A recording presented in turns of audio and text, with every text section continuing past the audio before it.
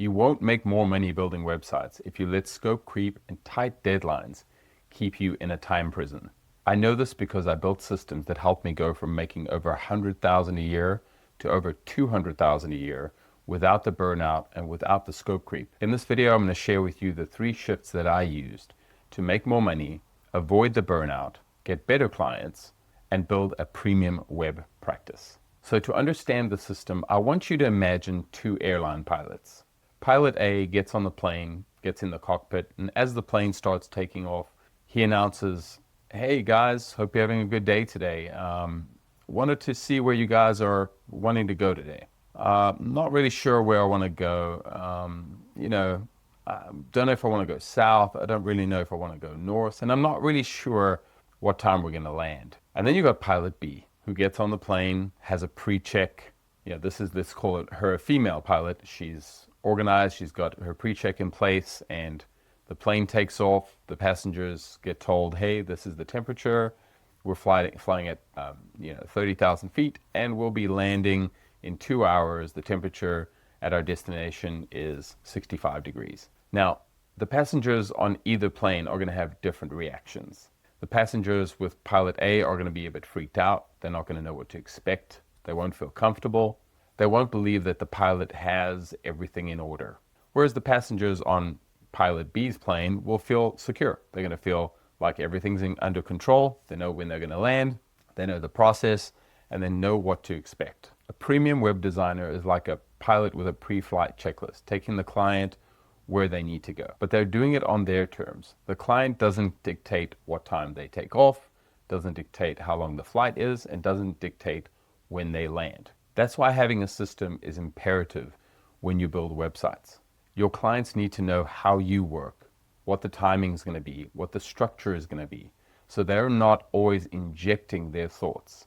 They're not always trying to take the wheel. They're not always trying to take control. You're in control. You determine the flow. You determine the timelines. And if you allow your client to take control, things start to get a little crazy. That's when you start getting emails like this. "Hey, here's that file you've been waiting for over a week. Can you upload this today?" Or, "I was thinking, why can't we just do XYZ?" Or, "Hey, real quick, I was thinking about a basic thing we could add to the project. Should be simple." Or the worst one, "Hey, can you send me a status update? I know it's only been 24 hours since we're on a call." Now here's the 3 shifts that I made that took me from being a website freelancer who kind of was juggling things, had burnout, and wasn't making a lot on every project, to a premium web designer who makes over $10,000 for every project, has control over his calendar. And here's how I did it. Here's the first shift. Position yourself as the professional. Remember Pilot B? She had a checklist. She knew exactly what the structure was going to be, when they were going to take off, what their altitude was going to be, what time they were going to land. Her passengers were passengers. They were going along for the ride, and they felt comfortable. They knew that she was in control. The best time to establish your professionalism is at the beginning of a project. In fact, it's before the project is even signed off on. The time of discovery is the time where you establish your authority in a relationship with a prospect before they become a client. You see, so many web designers will just get on the phone and they're just eager to get the project.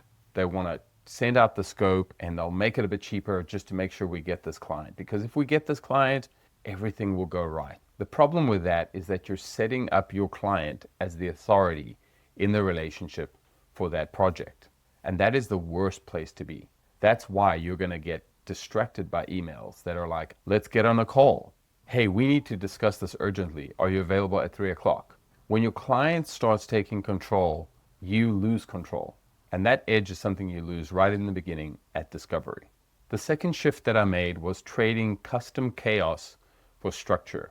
What I mean by this is every website used to be a snowflake. I used to build websites custom for every specific need of every client. And while every client is different, their content is unique.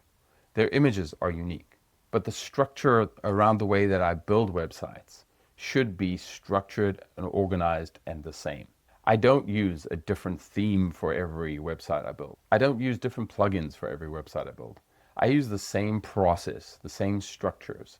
And even in my designs, I use an overall wireframe. That's my guide. Sure, every design, every website should look different. But overall, every website is pretty much the same. There's a beginning part where you describe who you are, what you do, and who your client is, right? Who is this website for? You're going to have calls to action. You're going to have features and benefits. You're going to have pain points that you target. Every website is pretty much the same.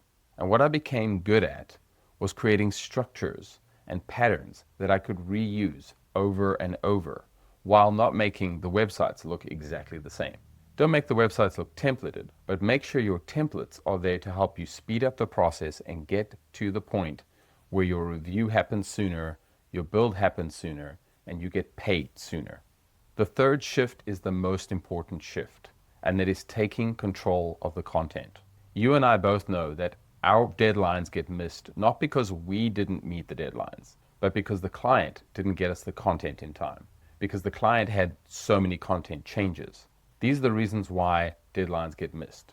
So I had to come up with a way that would allow the clients to get me the content I needed in a timely way and in a structure that made sense. Content prep is essential, and this is something that every web designer needs to figure out. So I built a framework that includes content preparation guides that the client can use to populate the content for the website. This is something I'll reveal in future videos. You see, more important than the scope is setting up expectations for your clients so that they know exactly what to expect during the process. That's how you become a professional web designer. That's how you build a premium web practice. And that's how you charge more for your websites. Thing is, if you're working with the wrong clients, none of this will matter. So watch this next video and I'll show you the 3 clients who pay $10,000 or more per website and how to find them.